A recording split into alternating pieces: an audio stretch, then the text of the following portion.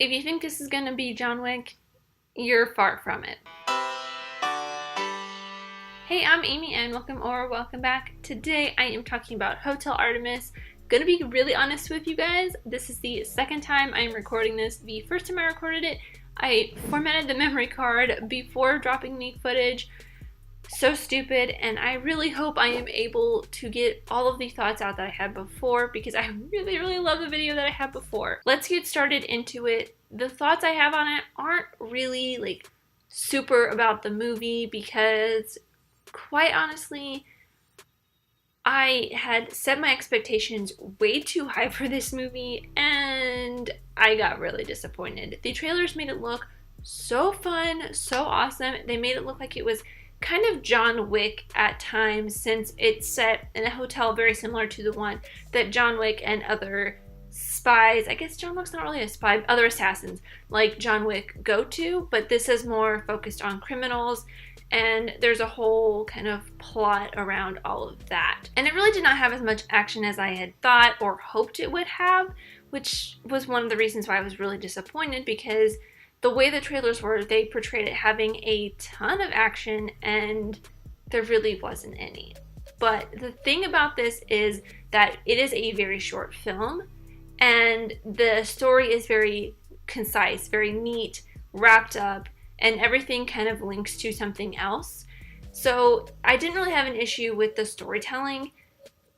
It's just not a great movie, but it's also not a horrible movie. It's kind of just right there in the middle. The best part about this movie though is honestly the cast. The cast makes this so much better. It made it watchable for me. It was the reason I was so excited to see this movie in the first place, really, is because the cast was so fantastic. So I'm going to try to go down the list as I remember it off the top of my head and talk a little bit about my favorite parts from each cast member. First off is Jodie Foster. She was like the main-ish character. I loved her character and I loved her story. She just really went into this character and gave this character so much personality that you see her you just see it. She doesn't say anything, but like you see her kind of shuffling around. She has this little shuffle that's kind of cute and she's constantly drinking and all of this like stuff to numb her pain from the backstory that I don't really want to spoil, even though it's really not like super horrible if it's spoiled. This movie doesn't really have any big twists or turns, except for like one little thing, but it's not like super big. You kind of figure it out within the beginning, but you see Jodie Foster's character trying to numb her pain and trying to keep the Artemis as rule following as possible, and Jodie Foster just did such a great job with all of this. She just was Jodie Foster. Next is Dave Bautista. He was like the security guard slash kind of nurse. Jodie Foster was technically the nurse and Dave Bautista was like her orderly or something very similar. He kind of restrained patients or did any heavy lifting that Jodie Foster needed done. He also defended the Artemis from bad guys and stuff like that, as well as protecting Jodie Foster's character because, like I said for her character, she is hiding some deep dark secrets and one of her biggest anxieties is actually going outside of the Artemis. So he kind of protects her when she eventually does because, you know, that's a whole big setup that she's afraid to go out there, so she eventually will go out there and he protects her when she's out there. But Dave Bautista, it was really great to see him outside of the Drax makeup. I wish he had a little bit more funny lines. He did have some funny moments, but not as much as, say, Drax. Like, Drax has one-liner after one-liner after one-liner in all of the Guardians movies, well, both of the Guardians movies and the Avengers, but he was more of the muscle in this, but some of his lines were some of my favorite lines in this whole movie. Next is Sterling K. Brown. He is kind of the secondary main character. He's not like the main character like Jodie Foster is, but he's like the secondary main character. He was so badass in this opening. Like, he takes like 3 or 4 bullets to the back, which you later find out that the suit he's wearing is made of Kevlar, so that's why he kind of takes it so well. But he just he's so badass throughout this entire film, the way Sterling K. Brown is just in general. But he is so great, and the reason that they go there for his brother, and like there was like this one kind of little thing that I was just like, okay, why did he grab that? His brother, you see it in the trailer, his brother takes this pin off of this guy where they're like robbing a bank. And it kind of has something to do later on, but it really doesn't go anywhere. I wasn't super like connected with that pin, and it has to do with someone who later comes to the Artemis, and it's a whole big mess with that kind of. It's just like a little side quest, side story kind of thing that it doesn't just really happen with anything. And then there's also Charlie Day, who has a very, very small role in this. It probably could have been taken out, besides the fact that he is the one that, in a roundabout way, gives Sterling K. Brown the weapon that he needs. But Charlie Day's character really is a little bit unnecessary. If you watch the Pacific Rim Uprising, he is very much like his character in that. I know in the review I did for Pacific Rim Uprising, I kind of said I enjoyed Charlie Day's character while a lot of people really didn't, but that is because I had not seen the first Pacific Rim when I saw that one. But after seeing the first Pacific Rim and thinking back on it, I really did not like Charlie Day's character. So in this, I kind of felt the same way. I did not really like Charlie Day's character. He was just this huge jerk, and he did not really matter to the plot at all, except for, like I said, he had like this one little bit, and he was there to kind of just flirt with Sofia Boutella's character, which it didn't really make any sense, really matter at all that he was there. He could have just been dropped. He was probably there just for a little bit of star power. And yeah, a tiny bit of a spoiler though is his death in this movie is probably the coolest thing ever. It's kind of gruesome if you think about it, but they don't really show the gross parts of it. That's an upside of Charlie Day's character. Next is Sofia Boutella, who I absolutely adored. She was probably my favorite part of this movie.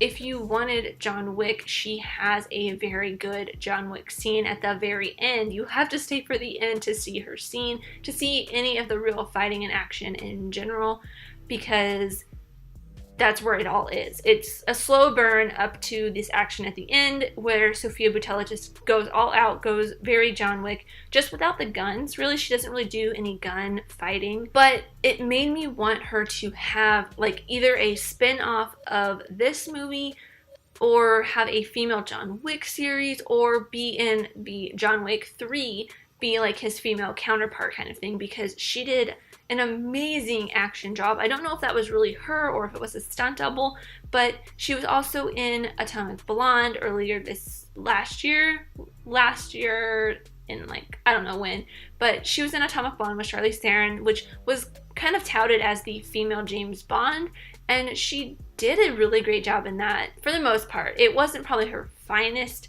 job, but I think they could have combined the Atomic Blonde stuff with some John Wick stuff, and you really get what her character is in this, which is really awesome. And I really, really hope that they kind of give her more of a action-y role, because I really love everything she is in, just her. Like, The Mummy was not good. It was really bad, but she was in it. She was probably the best part of The Mummy. Then there was also Jenny Slate. She had a very small role like Charlie Day. She was only in it for just a couple scenes, and her storyline was really to kind of push Jodie Foster's storyline and give her backstory a little bit more meaning.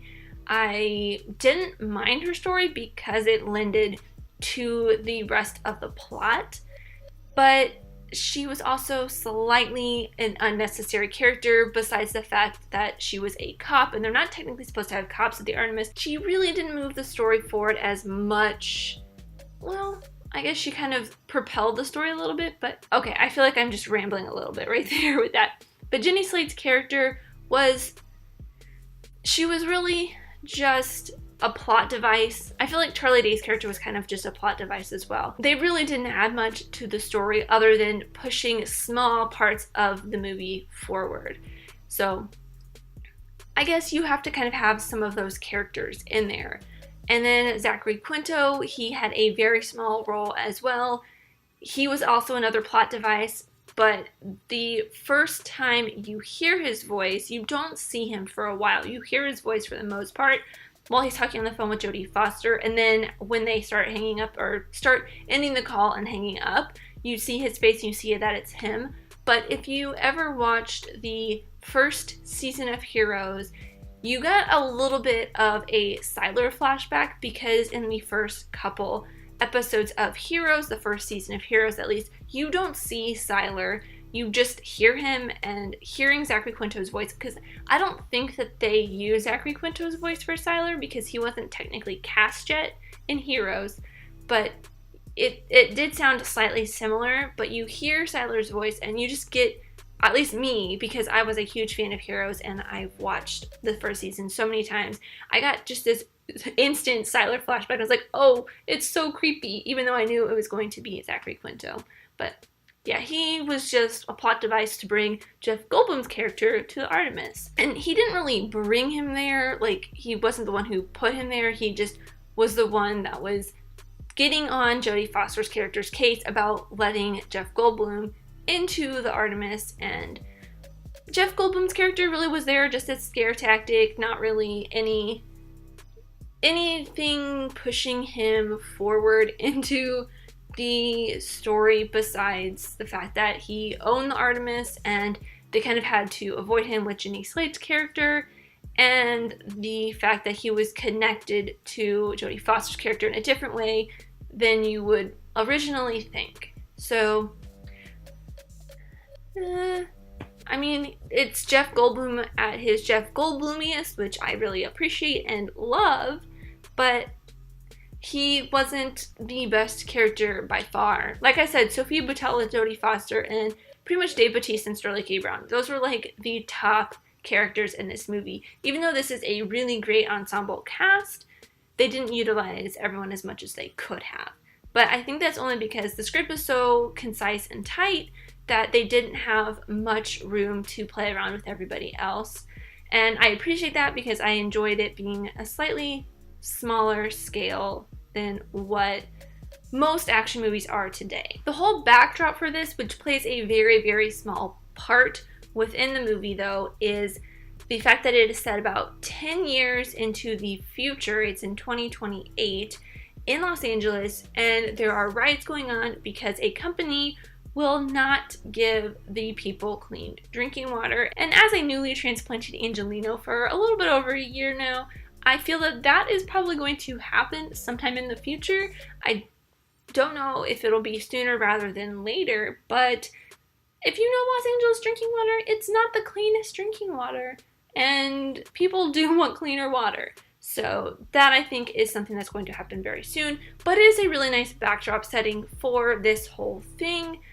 Even though it really doesn't play a part, it's just the riots kind of are a little bit dangerous whenever they go outside, and because of the riots, the power keeps shutting off and there's a curfew, so things like that. But it's very minor things that cause little hiccups within the rest of the storyline that the characters have to overcome. So not super cool and interesting, but I did like the little dystopian, almost real life thing that would be happening in Los Angeles in 2028. I talked about this somewhat briefly a little bit earlier, that the story is very concise and everything kind of plays a role into everything else. Like, I kind of enjoy movies like that where one person affects somebody else, even if they don't necessarily know that they affect that person or that they are connected. So it's a really interesting dynamic between the two, and I thought it, or between all of the characters, and I really enjoyed that. But it did make the movie a slow burn because it's spending a lot of its time building up these characters' connections and the connection that all happens at the end. And the ending is not super satisfactory for most people, but it is for if you were a fan of Jodie Foster's character development throughout the film. you do kind of get a little bit of satisfaction with her character arc towards the end. I think I have said everything I can probably say about this movie. I was very disappointed in it. So in the first video, I gave this a rewatch score of Netflix, and I'm trying to decide if I want to do TV or Netflix. I've been debating with myself and being very indecisive, but I think I'm going to stick with my first original rewatch rating and give this a Netflix, because honestly, I probably would just put it on if I just wanted something mindless playing in the background with a really cool action scene at the end that I would probably sit down to watch, but the rest of it not necessarily, because I kind of already would have gotten the story by then. So that's all I have for you guys. Let me know what you thought of Hotel Artemis in the comments down below if you watched it. Who was your favorite character, because it had such a really great cast? And also let me know if you think Sofia Boutella should get a John Wick spinoff or be in the third John Wick movie as his female counterpart, along with Halle Berry. Thank you guys so much for watching. I really truly do appreciate every single one of you.